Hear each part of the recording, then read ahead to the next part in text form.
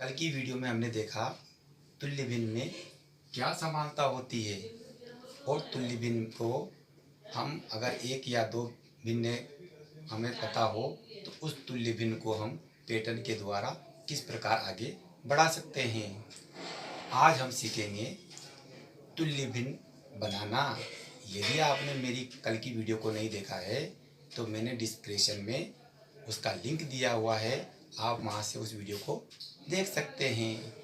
आज हम तुल्य भिन्न बनाना सीखेंगे। तुल्य भिन्न हम दो प्रकार से बना सकते हैं।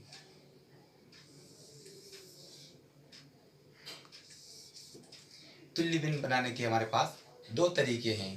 पहला तरीका गुणा विधि।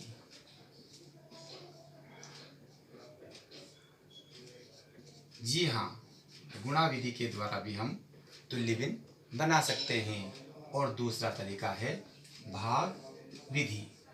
भाग विधि के द्वारा भी हम तुल्य भिन्न बना सकते हैं।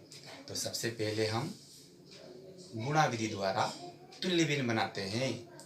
गुणा विधि द्वारा तुल्य भिन्न बनाने के लिए हमें दी गई भिन्न के अंश और हर को समान संख्या से गुणा करना पड़ेगा।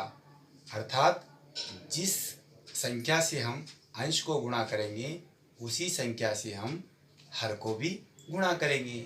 चलो इसको हम किसी उदाहरण के द्वारा समझने का प्रयास करते हैं। हमारे पास ये 1/2 एक भिन्न है जिसकी हमें तुल्य भिन्न बनानी है। अब हम यदि इसके अंश में 1 में और इसके हर 2 में समान संख्या का गुणा करेंगे तो इसकी नई तुल्य भिन्न बन जाएगी। चलो देखते हैं।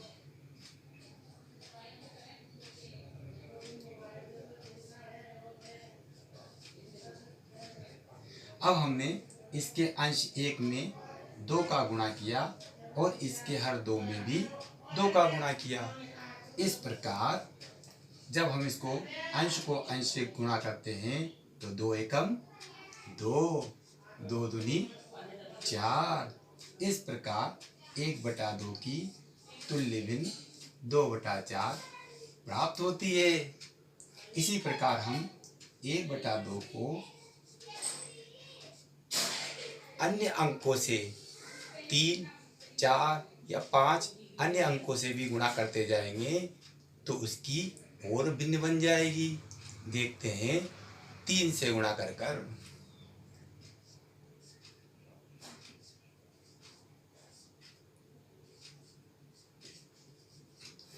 अब हमने इस 1/2 के अंश 1 को 3 से गुणा किया और इसके हर 2 को उसको भी 3 से गुणा किया ना समान अंकों से गुणा।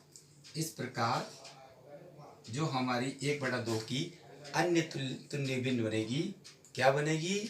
Very good. 3 को 1 से गुणा किया 3 को 2 से गुणा किया 6। इस प्रकार 3/6 1/2 की एक और तुल्य भिन्न बन गई।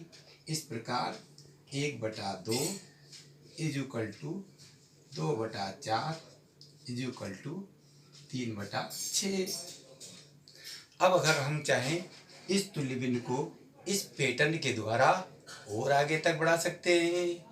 तो ये तो हुआ गुणा विधि द्वारा तुल्य भिन्न बनाना। गुणा विधि के द्वारा तुल्य भिन्न बनाना। अब हम समझेंगे भाग विधि द्वारा तुल्य भिन्न बनाना।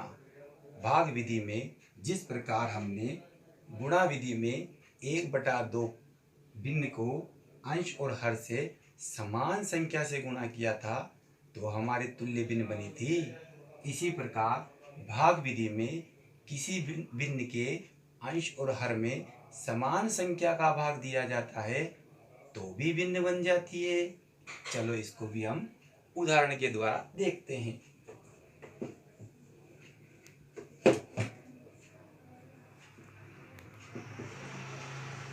अब हमारे पास एक भिन्न है 6/9।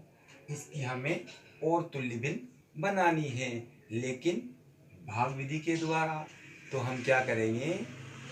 हाँ, इसके अंश और हर में समान संख्या का भाग देंगे।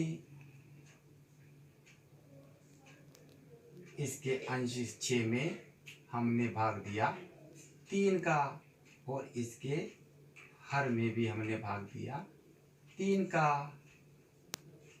अब बताओ इस 6 में 3 का भाग कितनी बार गया? 2 बार। तो हम अंश को ऊपर लिख देंगे। अब इस 9 में इस 3 का भाग 3 बार जाता है, तो इस हर को नीचे लिख देते हैं।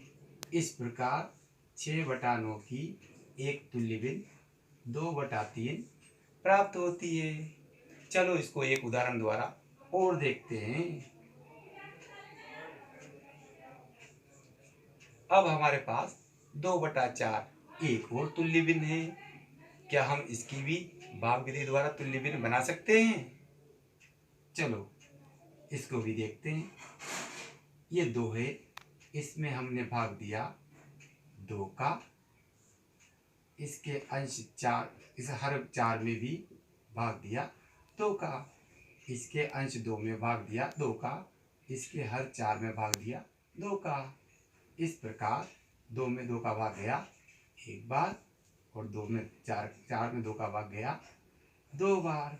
इस प्रकार हमारे पास 2/4 की एक तुल्य भिन्न 1/2 प्राप्त होती है। तो देखा ना, गुणा और भाग विधि द्वारा तुल्य भिन्न बनाना कितना आसान है।